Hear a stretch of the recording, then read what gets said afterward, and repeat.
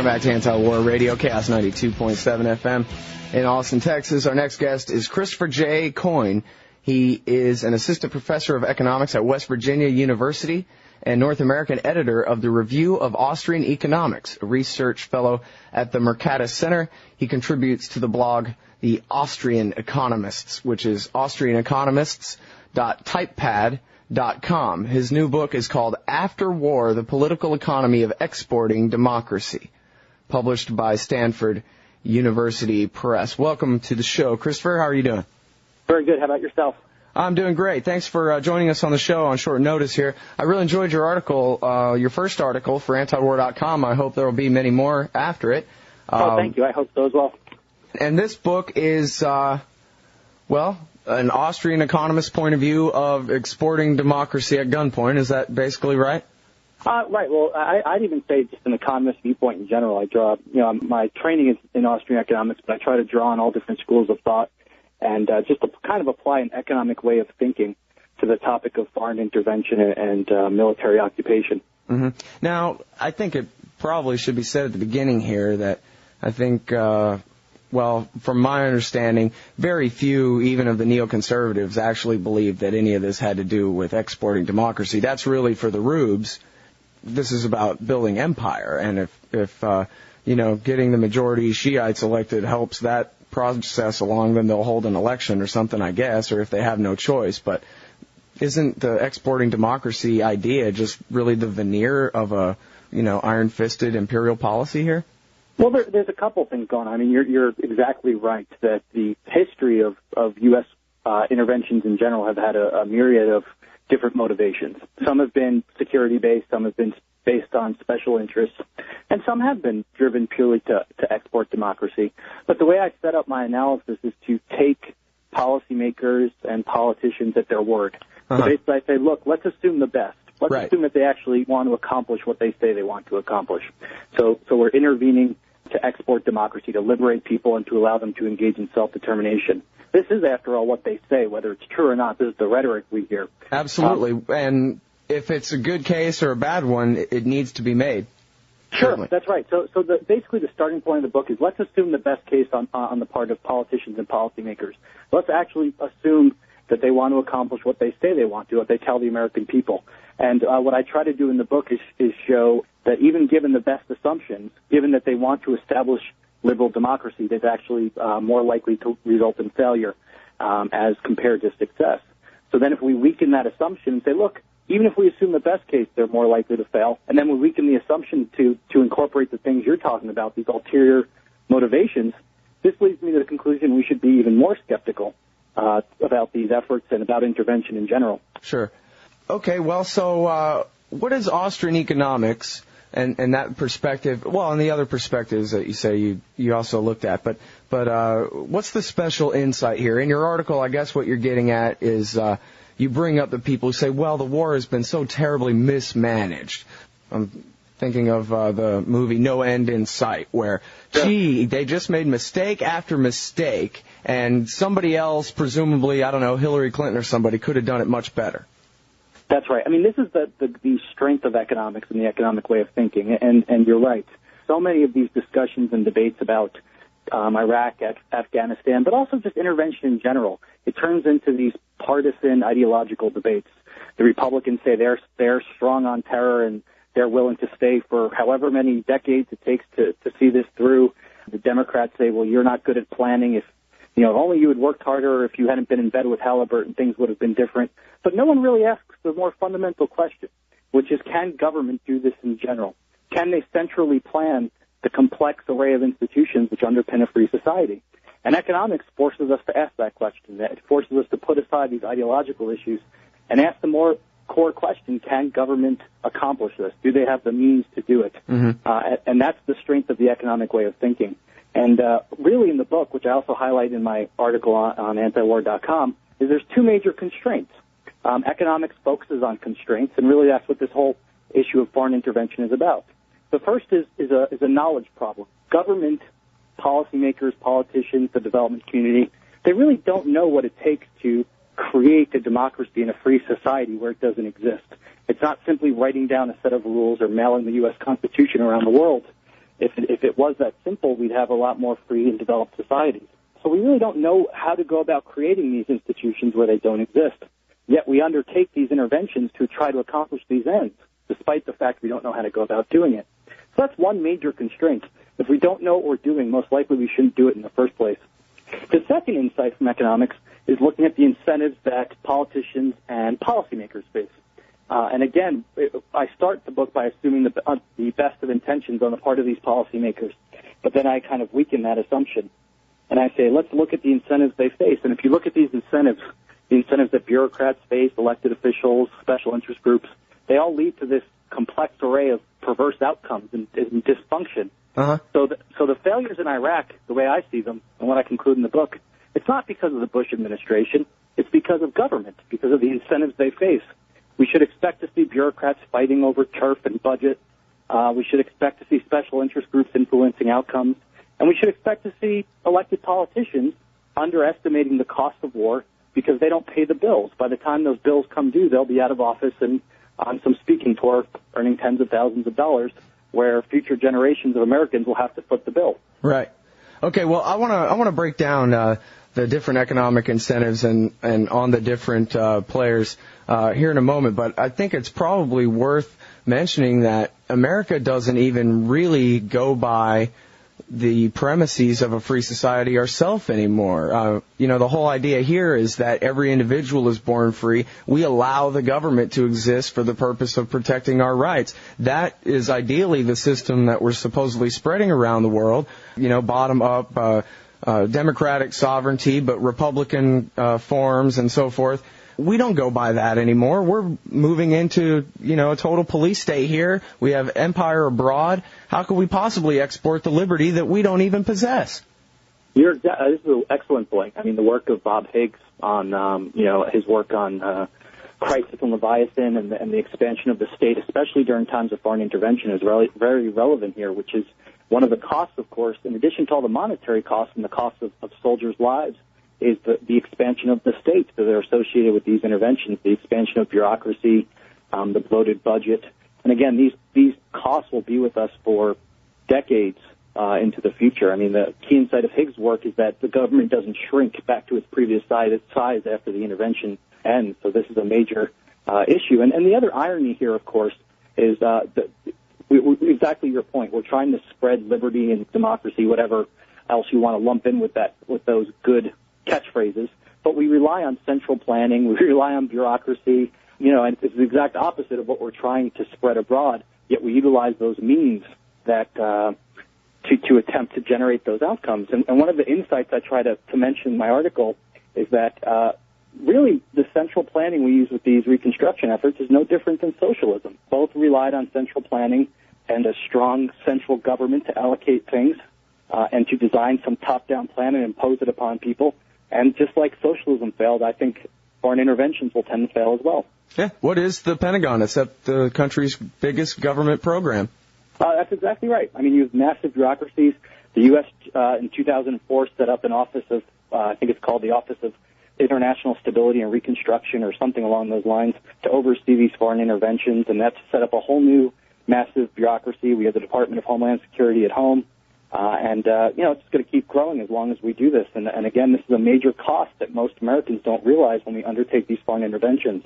It's the massive and bloated bureaucracy that results. Okay, now, I like the idea that this is not about personalities. It's not about, Jerry Bremer just happened to be the world's worst viceroy or something like that.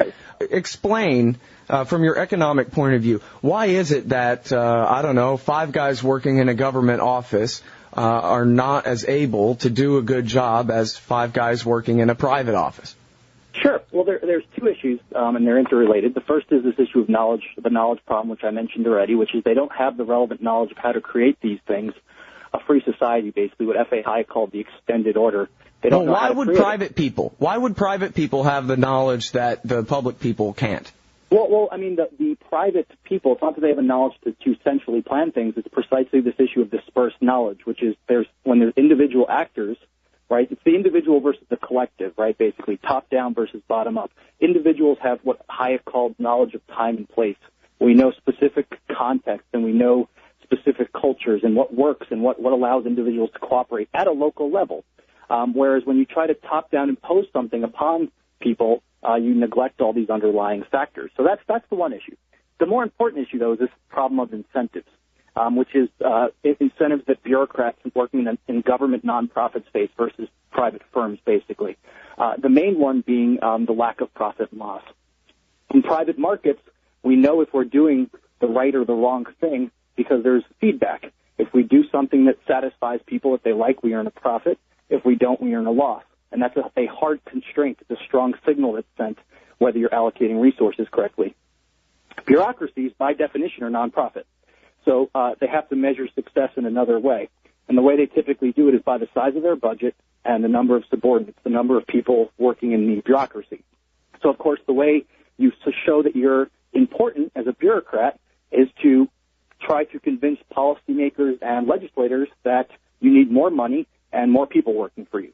And this is, of course, why we always hear government never admit mistakes. They always say if we had more money, if we had more people, things would have been different. And we see this in education, we see it in Social Security, we see it in Medicaid, and we see it in international interventions as well. Failure is always due to not having enough resources. And the reason why, of course, is because they don't want to admit that they don't have the knowledge and they can't do it.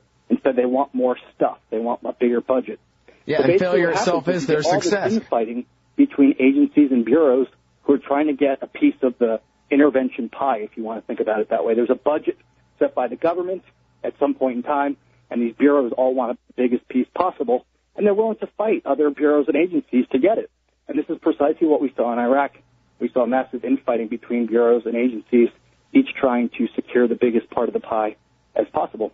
So let me take this out of the war circumstance and just say, hypothetically, just a regular office. Basically what you're saying is, if I'm the manager of, 5 guys, that's my hypothetical from before, and they're actually doing 3 people worth of work and spreading it out among themselves so that they can all keep their job and go drinking after work and so forth, I'm going to end up firing a couple of those guys and consolidate or, reassign them, figure out something else for them to do because it's, my bonus is contingent on it basically, right, is making the most money for the boss as possible. Whereas if I'm a manager in a government bureaucracy, the money is not my boss's money. It's the taxpayer money coming straight from the Treasury or Ben Bernanke's fingertips. So my incentive is entirely turned around. Rather than having the leanest, meanest machine and getting rid of those 2 extra guys, I want to add 5 more. That is exactly right. It's all about having a residual claimant. In the case of 5 guys, there's a residual claimant. The buck stops with someone, and that individual, the manager, has an incentive to cut their costs or maximize their revenue, which are, of course, related. In bureaus and government agencies or any nonprofit associated with the government, what happens is if you actually cut costs, you actually don't get rewarded, as in a private business, the bonus in your example, or profitability. You get punished. Your budget gets cut the next year. The government says, you can do this work with less money. We're going to slice your budget. So this is why bureaus have an incentive always to exhaust their entire budget and request more money in the future. So it's the exact opposite in private firms, which is why we see massive waste on the part of government bureaucracies. And on top of it, you get poor customer service. Think about the places where you wait in line the longest, where you get the worst customer service. It's places like the post office, the DMV, waiting in line to get your passport, waiting in line at security at an airport. And this is because there's no residual claimant. Who are you going to complain to if the DMV doesn't work? There's no competitive process. There's no competitor to that. And it's the same logic. I mean, foreign interventions and reconstruction efforts are just the DMV or the post office, basically 1,000 times the size of the post office with nuclear weapons. Right. And it's the same exact logic, and you get the same exact outcome. I remember maybe the end of 2001, beginning of 2002, there was this scruffy old conservative. I can't remember who it was anymore, but it was on Fox News. And they were asking him about, what do you think? Is it a good idea, this new Office of Homeland Security, maybe a Department of Homeland Security? And this scruffy old conservative on Fox News said, no, it's the worst idea I've ever heard, because all their incentive will be to make sure that there are attacks, because what if there's no terrorism? They won't have an excuse to exist anymore. Creating a bureaucracy like this puts us all in more danger. And they looked at him, as though he just uttered the worst blasphemy, and I don't think he was ever on Fox News again, that old guy, whoever he was. Yeah, right. You know, an excellent book on this, if your listeners are interested, is by a political scientist named John Mueller. It's a book called Overblown. Oh, yeah, I've interviewed him, actually. That is a great book. Basically, Mueller talks about how, the terrorist industry has emerged, the terrorism industry, I should say, has emerged, since 9/11. And basically, it's exactly what you're saying. There's always more of a threat. The war on terror will never end, and we need more money and more security and more experts. And it's this self-fulfilling, self-growing industry, and it's very frightening, actually, when you start reading about it. All right, now let's talk about the incentives of the massive private contractors, Blackwater, Keller Brown and Root, Halliburton, the rest of them. What's different about these government contractors collecting money out of the Treasury rather than just spending the money that they get from their shareholders and their customers? Sure. I mean, it overlaps a lot with the incentives that bureaucrats face in some senses. Of course, these are for-profit firms, but basically what happens is when you undertake a military intervention, or any government program for that matter, it creates what economists call rents, which are basically profits to be had. There's a pie to be divided. And everyone has their hand in trying to grab as much of the pie as they can. Bureaucrats do, but also these interest groups. And interest groups are basically groups of people that have an incentive to lobby government for certain policies, certain regulations, or certain handouts. And basically what happens is these contractors try to get in on part of the action, but they do that by securing the biggest contract possible. Now, one of the key ways that you secure contracts with government is that you establish a relationship over time so that you can keep coming back to them for subsequent contracts. And, of course, the way you do that is by giving them campaign contributions directly or indirectly, by undertaking other lobbying activities to basically establish a good relationship with them. Now, somehow, in the American culture, a lot of people tend to think that Republicans love corporations and they're in bed with corporations and they hate the average worker, and that Democrats are for the working man and they're anti-corporation and they'll look out for you. Right now we see Barack Obama on TV saying he'll look out for Americans against the greedy gas companies. But in reality, when you look into it, both Republicans and Democrats are in bed with special interests and with what's known as crony capitalism. Of course, regular capitalism is when people produce a product and then compete on the market.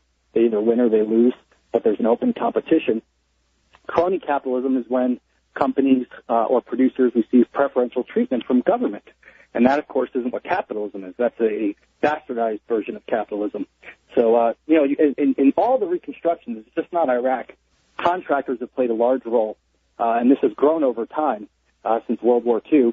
Halliburton, for instance, had a relationship with government going back into the 70s. So everyone links them with Cheney and the Bush administration because Cheney was the CEO of Halliburton. But they got massive contracts under Clinton. I believe they got more total dollars under Clinton than they did under Bush.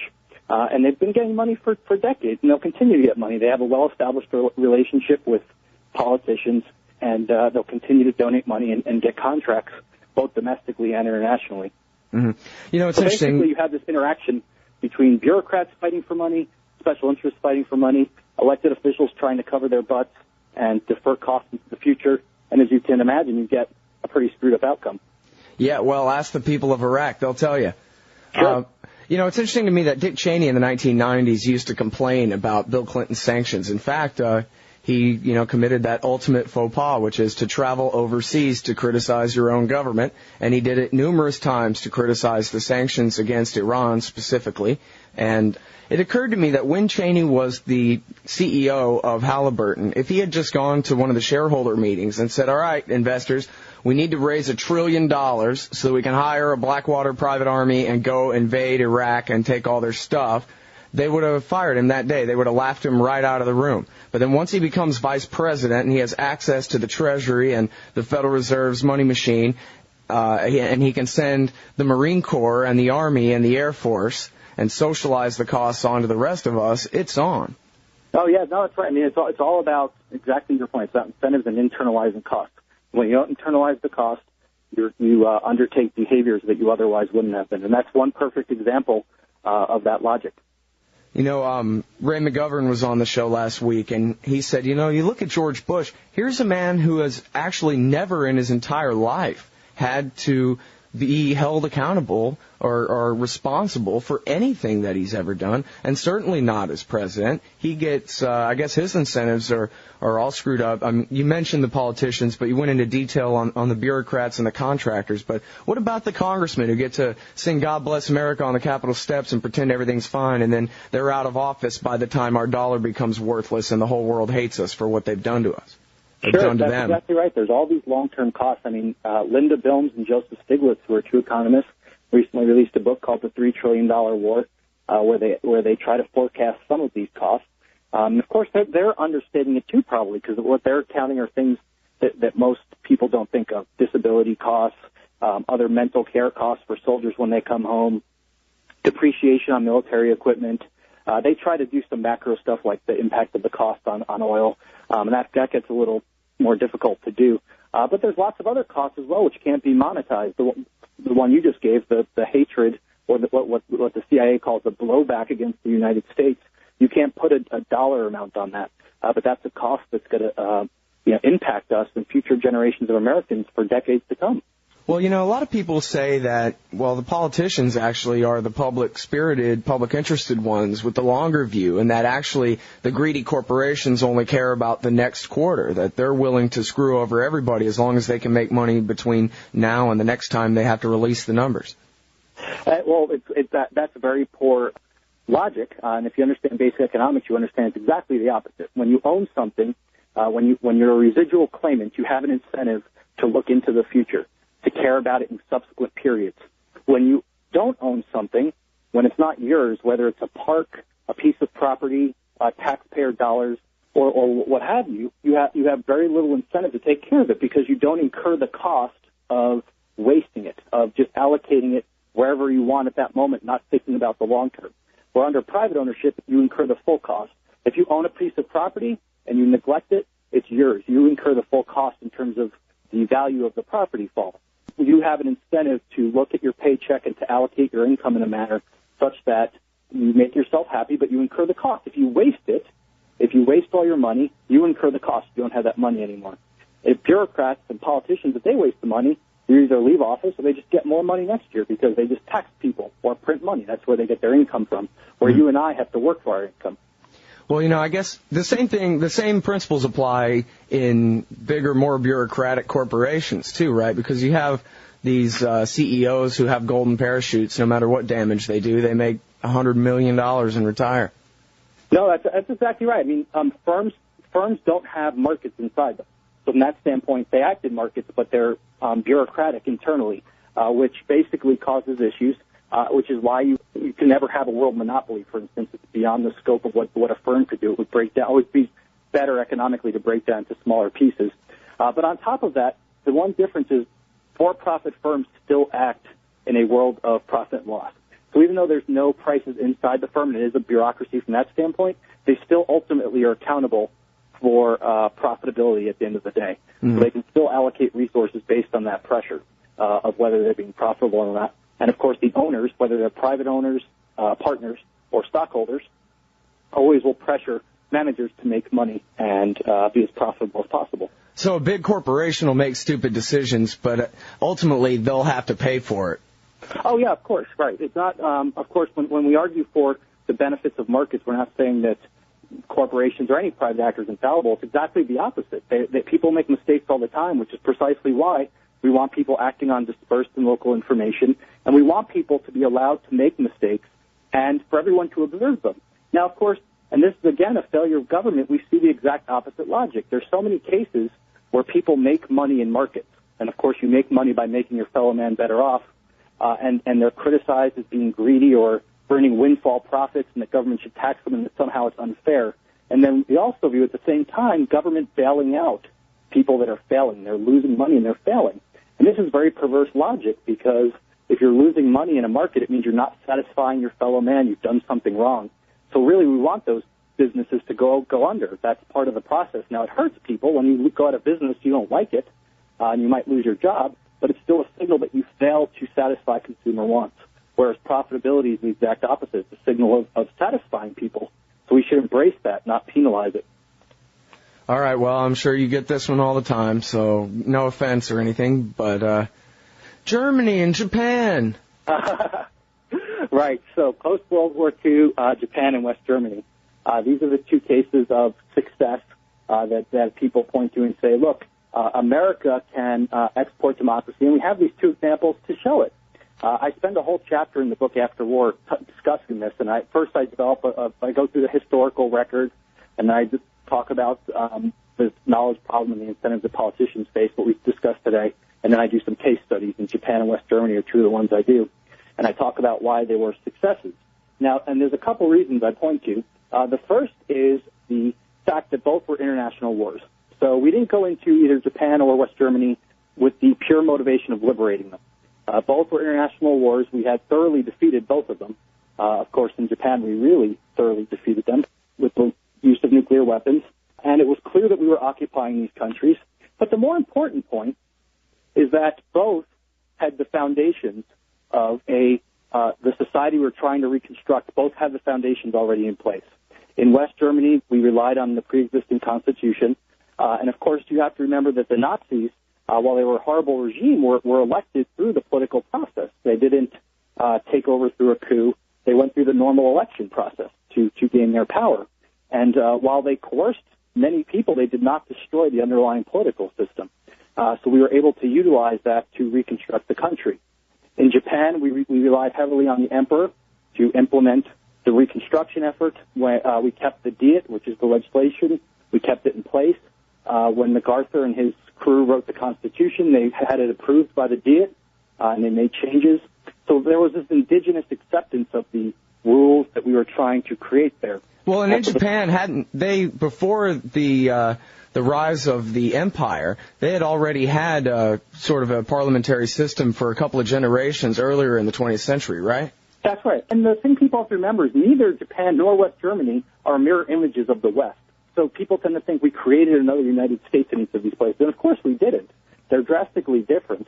And so the argument is that they were successful not because the United States is able to go impose things upon people, but because a lot of the foundations were already in place, and we just made some tweaks on the margins. Both were relatively highly developed countries. Both had some experience in their history with legislation, exactly what you were talking about. Of course, they differed in each country, but those foundations were there. And in both cases, and I document this in the book, you still see examples of bureaucratic infighting, of problems with the U.S. political system. In Germany especially, people forget the United States kept Hitler's price controls in place. Talk about economic central planning. We were essentially planning the German economy, and of course it was doing horrible. Ludwig Erhard, who was heavily involved in the finance of Germany, went behind the back of the occupiers and lifted all the price controls on the radio. And I have this quote in the book, but he meets with Lucius Clay in Clay's office. Lucius Clay was a military general in charge of the West German occupation. Lucius Clay says to him, "Why did you do that? You're not supposed to go behind our back and implement changes to regulations without our approval." And Erhard responds, "If I had told you, your people would not have let me done it in the first place." And he realized that basically the U.S. was centrally planning the economy. They were heavily regulating it. And only when they lifted those controls and allowed people to freely trade and exchange did the economy begin to flourish. Oh, come on. It was the Marshall Plan that saved those people. I mean, the Marshall Plan, this is a big myth, is that it was just the aid that was dumped on them. I always use the example of Microsoft or any well-established company. If employees from Microsoft went home one night and the building burned down, we could rebuild it. It would be purely a capital issue to rebuild the building. That's not what makes Microsoft Microsoft. It's not the building. It's the people, the company culture, the intelligence of the employees. If we picked up Microsoft's building or spent millions of dollars building a beautiful Microsoft building in Iraq and then just left and said, now they have Microsoft, of course they wouldn't have Microsoft. They'd have a building that says Microsoft on it. But they wouldn't have the people and the knowledge and the company culture that allowed it to operate. And that's really what the Marshall Plan did. It provided some money to rebuild things, which is important, but unless the underlying factors are there, the employees, in the case of Microsoft, it won't operate in the desired manner. Mm-hmm. So the Marshall Plan myth is one that has to be pushed by the wayside. That's good. I can't wait to read this book. This looks really good. After War, The Political Economy of Exporting Democracy. And let me ask you one more question in the last couple of minutes here. We have this iron triangle. We have what William S. Lynn calls the world's biggest honeypot. That's just the DOD budget. But overall our budget is $3 trillion a year. There's, unmeasurable influence peddling in Washington, D.C. The Congress has unlimited power, and it's for sale. I think it's congressmen a dime a dozen, senators 2 bits. And they'll do whatever the connected private interests have them do in order to turn our wealth over to them. How are we supposed to stop this? Well, I think the first thing, and this sounds like a very basic implication, but it's a very important one, is people just have to be skeptical of government. The average American is just not overly skeptical of government. And if they are even skeptical in some areas, they'll say, well, we still need the government to protect us. We still need them to go abroad and protect us against these threats. But really, we have to go back to the kind of culture that existed during the founding of our country and through the first, I'd say several decades. Actually, all the way up through the New Deal. Let's put it all the way up to then. Even though I think that's not perfect, but let's push it to there. Where there was a major skepticism of government. Politicians were viewed as real civil servants, not someone that deserved to be honored, but servants of the people. Government was viewed as a necessary evil, not as someone that gave you handouts and took care of you. So there wasn't this view of paternalism, and we just viewed government with major skepticism. Of course, the founding fathers of our country were very skeptical of foreign intervention because they realized all the things we've talked about that had eroded the foundations of our country and the liberties that exist in our country. And until we return to that, I think we're in major trouble because as long as people continue to just accept the role of government with blind faith, there'll continue to be expansions in budget, expansions in bureaucracy, until basically the country implodes because we can't afford to pay for it anymore. Yeah, all empires fall, right? That's right. All right, everybody, that's Christopher Coyne. He's an assistant professor of economics at West Virginia University. He's the North American editor of the Review of Austrian Economics and a research fellow at the Mercatus Center. He contributes at the blog The Austrian Economists, which is austrianeconomists.typepad.com, and his new book is called After War, The Political Economy of Exporting Democracy. You can read his first article for antiwar.com today. I hope the first of many. The Political Economy of Exporting Democracy by Christopher J. Coyne. Thanks very much for your time today on the show. Thank you for having us.